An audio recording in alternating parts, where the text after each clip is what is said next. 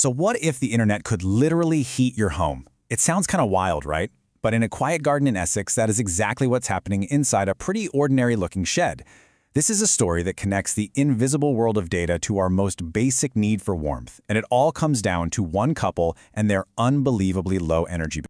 Let me introduce you to Terrence Bridges. He's 76, and he and his wife Leslie were facing a struggle so many people know, just trying to keep their home warm. For them, it was even more critical, because the cold makes Leslie's medical condition worse. But then, a new piece of tech came along and completely changed their lives. And this is why he's so thrilled. Just look at these numbers. Their monthly heating bill has absolutely plummeted from an eye-watering 375 pounds all the way down to just 40 pounds. That's a drop of nearly 90%, and it's all thanks to what's inside that humble garden shed. Okay, so this is the part where you have to ask, how on earth is that even possible? Well, the answer connects our digital lives, streaming, scrolling, working, to our physical comfort in a way most of us have never, ever imagined. Let's break it down. The secret is a device called a heat hub. It's this pioneering piece of technology sitting right there in the Bridges shed, and it's basically turning the very fabric of the internet into household warmth. So, what exactly is a heat hub? Well, at its core, it's a mini data center. But forget those massive warehouse-sized server farms you're picturing. This one is designed with a brilliant second purpose. Instead of just blowing all the heat it generates out into the air as waste, it actually captures it and recycles it right back into the home. And the way it works is actually surprisingly straightforward. First, a bunch of tiny computers are busy processing data for clients. Think really complex stuff like AI training.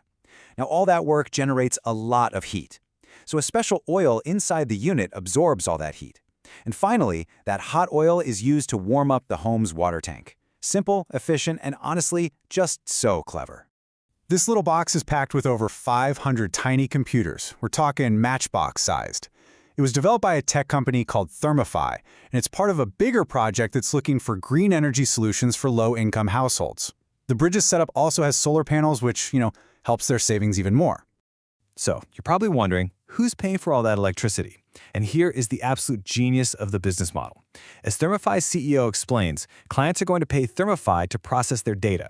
That payment covers the cost of the electricity the computers use. So for the homeowner, the heat is basically a free green byproduct of a commercial deal happening right there in their shed. Now, to really get why this idea is so important, we need to zoom way out from this one shed in Essex. We need to look at a massive global problem, the hidden and frankly enormous energy cost of our data. Every single time you stream a movie or send an email, a data center somewhere is working hard. And according to the International Energy Agency, these places use a staggering amount of their electricity, up to 30%, just on cooling systems to stop the computers from melting down. That's just pure wasted energy. Gone. Right now, in the UK alone, data centers are chewing up about 2.5% of the entire country's electricity supply. That is a huge slice of the national energy pie, all just to power our digital world. And here's the kicker, it is not slowing down. As our demand for data, for AI, for cloud computing just explodes, that power demand could actually quadruple by 2030. That's just not sustainable. It's why this kind of innovation is so desperately needed. But here's the good news. Thermify isn't alone in this. Innovators all over the world are waking up to this challenge, and they're finding some incredibly creative ways to turn this waste heat from a huge problem into a brilliant solution. And the applications are just fascinating. In Devon, a digital boiler is heating a public swimming pool. In Milton Keynes, there are plans to use data center heat for a whole hospital. Some projects are even thinking bigger, aiming to create entire district-wide heat networks powered by data. So all this innovation is kind of splitting into two main schools of thought. The first approach, which is what Thermify is doing, is all about reusing the heat we create. It's about seeing it as a resource, not as waste. The second approach is about preventing that waste in the first place by using nature to cool things down more efficiently. Let's take a quick look at that second approach. At a former RAF base, there's a company called DSM that has built a data center that's cooled by its very own man-made lake. The system is beautifully simple. Hot water from the servers gets pumped into the lake, heat exchangers cool it down, and then it's sent back inside. No chemicals, no power-hungry compressors. And get this, they even use koi carp to eat algae off the pipes? I mean, come on, that's just brilliant. Nature's own cleaning crew.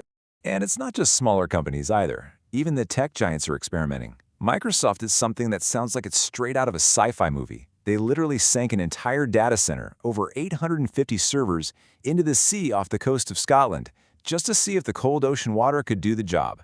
So after seeing all these incredible ideas, what does this all mean for the future? How could this change our homes, our energy grid, and our whole relationship with the data that powers our lives? Well, back in Essex, the Heat Hub project is already looking ahead. After this huge success at the Bridges home, the plan is to expand the trial to 50 more homes in the next phase, building out a small but powerful distributed network. The ultimate vision here, the really big idea, is a future where thousands of these small in-home data centers are all working together. They'd be processing data remotely while at the same time creating this decentralized, super efficient heating network. It's turning our collective internet usage into collective warmth. Which leaves us with a final, really powerful question. We often think of our digital and our physical worlds as totally separate things. But what if they're not? As our digital lives get bigger and bigger, could our data be the very thing that keeps us warm?